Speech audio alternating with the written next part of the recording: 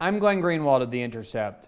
President Donald Trump is scheduled to meet on March 19th with Brazilian President Jair Bolsonaro in a trip that the Bolsonaro government is pitching as an opportunity for him to recreate his image after 2.5 months of one scandal after the next that has all but destroyed his perception as an honest and strong leader in Brazil.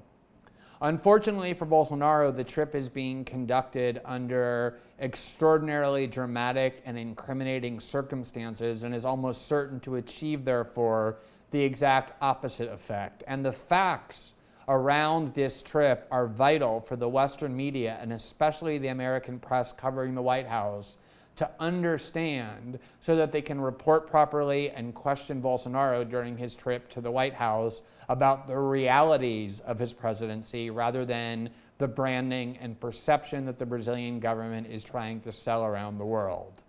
The key fact central to the Bolsonaro presidency after just 2.5 months is that there have been more connections between the Bolsonaro family and the leaders of Brazil's paramilitary gangs and militias than the creators of The Sopranos were able to manufacture for Tony Soprano over 7 full seasons of that series. It's almost impossible to keep track of how many high-level connections, personal connections, Prime President Jair Bolsonaro and his 3 sons, all of whom occupy public office, have had revealed to have long-standing ties to Brazil's leading militia members.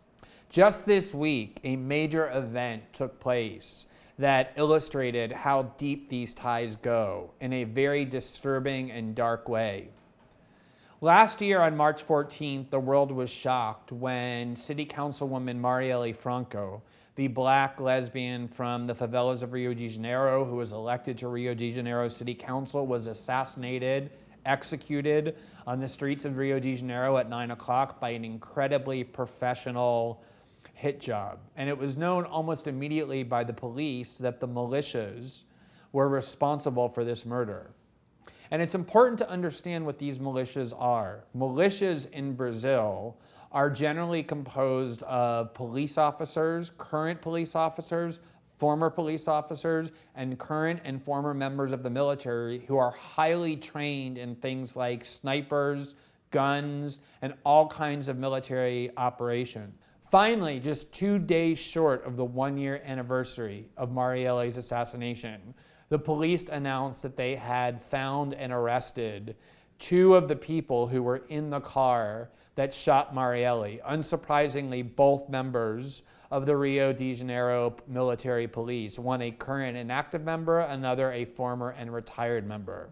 Immediately after the police announced the apprehension of 2 of Marielle's assassins, one of whom drove the car, the other one of whom actually shot the 4 bullets that went into her head, and 3 of the bullets that went into the back of her driver, killing him, multiple links to the Bolsonaro family emerged. To begin with, the shooter himself, despite living on what should be a very modest and low police officer pension salary, lived in the same neighborhood as President Bolsonaro lived in Rio de Janeiro before moving to Brasilia to become president. They were literally neighbors.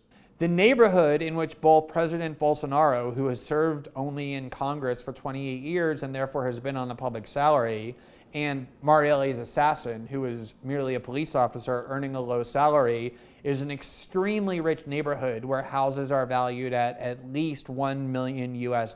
In fact, the house in which the assassin lived was a sprawling mansion, very close to where President Bolsonaro himself lived. Shortly thereafter, a picture emerged that had been posted to the social media account of the killer, of himself standing with President Bolsonaro.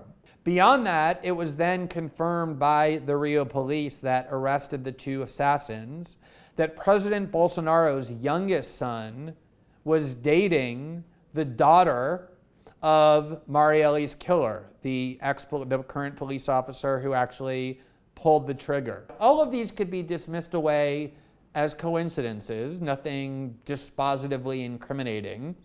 although they're pretty big coincidences. Rio de Janeiro is a huge city of 12 million people, very sprawling, of enormous geographic size. It's highly improbable that Marielle's murderer would live in very close proximity to Jair Bolsonaro, but that's what happened. But you could dismiss that all the way as coincidences. Coincidences happen. And these are certainly not dispositive facts showing at all the involvement of Bolsonaro, obviously, in Marielle's murder. But when you put them in context to all of the other proven links, direct personal links between the Bolsonaro family on the one hand and the country's most murderous and violent militia leaders on the other, the picture begins to become much darker and grimmer and more disturbing. The first and most shocking piece of evidence linking the Bolsonaros to the leaders of Brazil's militias happened in January of 2019, which was part of a video report that we at The Intercept published as part of a report on a financial scandal that ultimately revealed these connections. And I want to zero in on what these links were because they're remarkable and stunning. In January, as part of the investigation into Marielle's assassination, the police in Brazil, in Rio de Janeiro, apprehended 5 of the top 6 leaders of one of Rio's worst and most violent militias, the one that was suspected to have carried out not just the assassination of Marielle, but multiple other political officials, leading financial people, and members of rival factions. They're experts at killing people and leaving no traces. 5 of the 6 people were arrested. The one that got away was the leader of the militia. His name is Adriano de Noriega.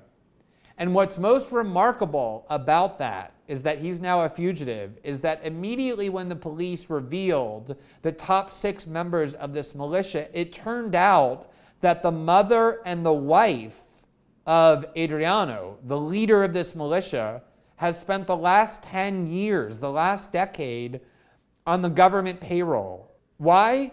Because they were both employed in the cabinet of Flávio Bolsonaro during the 10 years that he served in the Rio state legislature. Just think about that.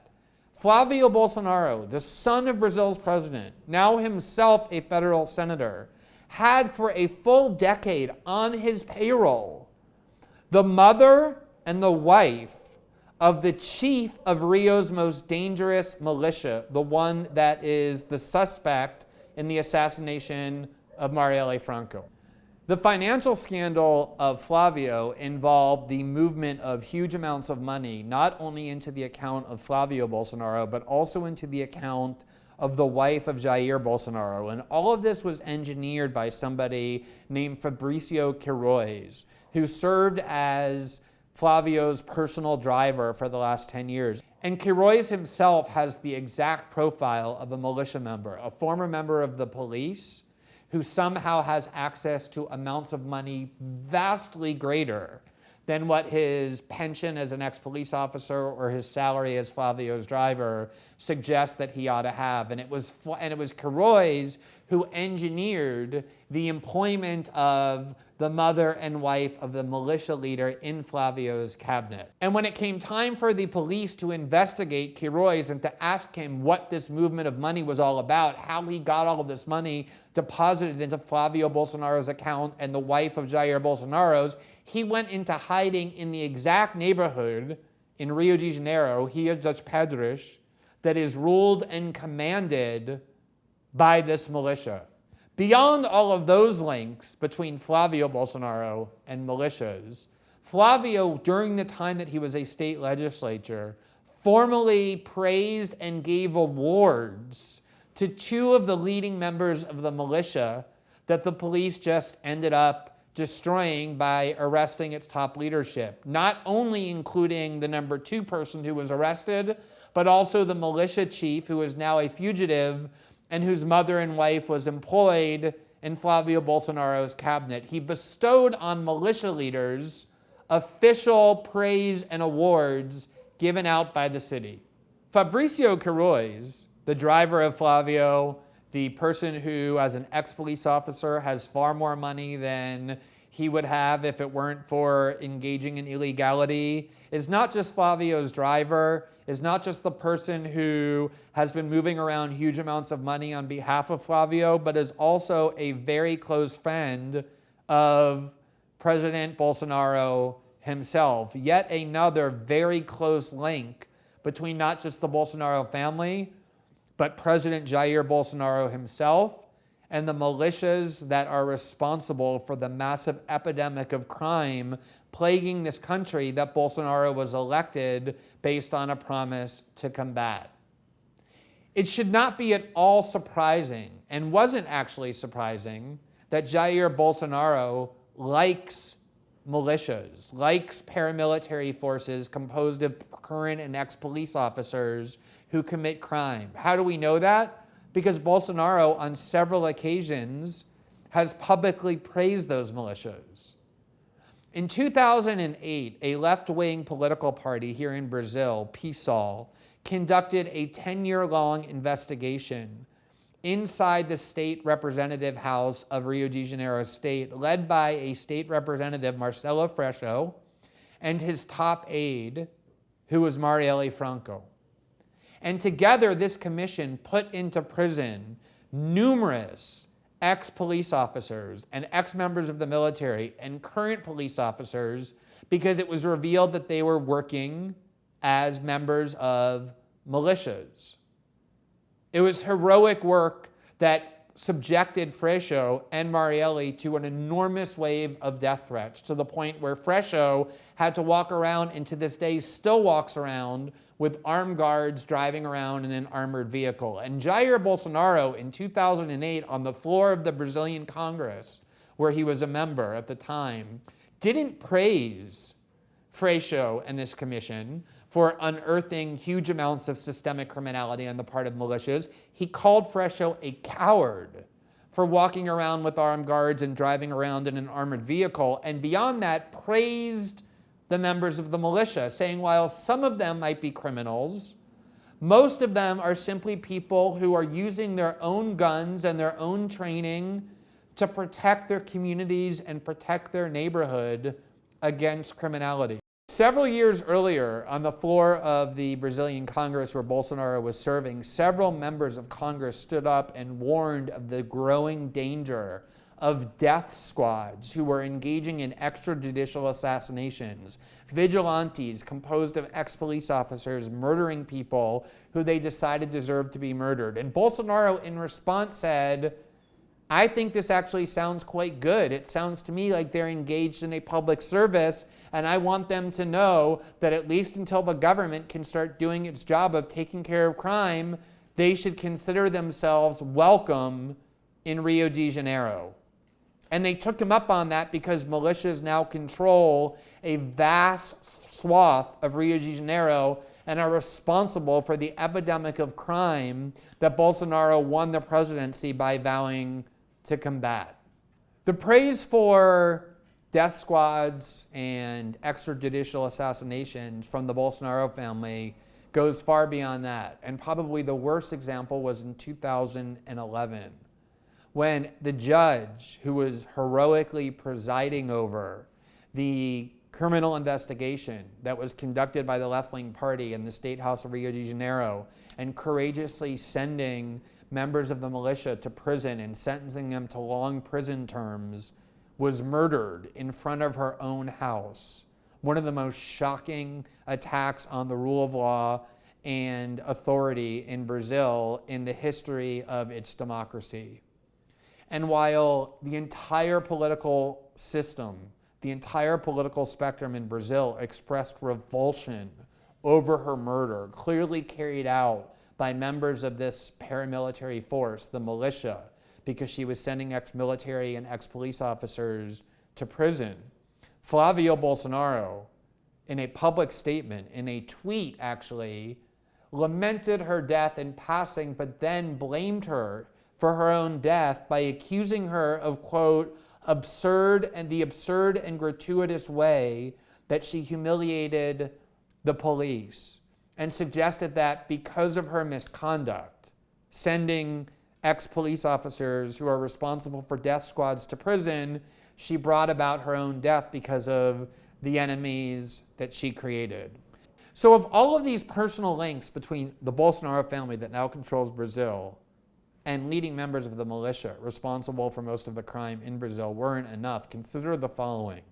A central plank of the Bolsonaro campaign was to provide immunity for police officers who enter the poor black areas in the favelas and kill innocent people. And that promise is now being carried out by Bolsonaro's justice minister, the highly respected Sergio Moro, who earned a worldwide reputation for fighting corruption. He's also the judge who put Lula in prison in 2018 when all polls showed that Lula would likely win the presidency, which is what enabled Bolsonaro to actually win, that his primary adversary was imprisoned. And then he took the judge who put Lula in prison and made him the justice minister. And they've now unveiled and sent to Congress what they call their anti-crime package, one of the primary features of which is to immunize the police officers who kill innocent people in the poor and largely black areas of Brazil who largely live in favelas. And what makes this so remarkable is that there has been an endless obsession on the amount of guns in these favelas in the hands of poor black drug dealers. And yet this week, as part of the arrest of Marielle and the apprehension of 2 of her assassins, the police, in just one house of one of the assassins, apprehended 117 M16 automatic rifles, the largest seizure of armaments in Brazil's history, carried out not in Brazil's favelas, but in a luxury condominium without a single shot being fired. So while the Bolsonaros constantly focus the country on the poor and largely black people in the favelas to blame them for the crime, the truly sophisticated criminals, which are the current and former members of the police forces and the military, are not only being praised and rewarded and protected by the Bolsonaros, but are developing extremely close links to them that show that at the very least, President Bolsonaro himself and his 3 sons don't just philosophically support these militias, but are intimately involved in multiple ways that we still only know the very tip of after just 2.5 months of Bolsonaro's presidency. So consider the implication. Brazil, the 5th largest country in the world, with some of the most important oil reserves on the planet, with an Amazon that is probably the single most valuable resource environmentally on the planet, is now in the hands of a family that has been proven to be linked to mafiosos, paramilitary death squads, and militias in all kinds of ways that are almost so numerous that one can't even keep track of, including the militia that has just been proven to be responsible for the brutal and horrific assassination of City Councilwoman Marielle Franco. So when President Bolsonaro visits the White House, the pitch that this is all about renewing the image of President Bolsonaro is not something the Western media and the US press should participate in propping up, but instead should use these facts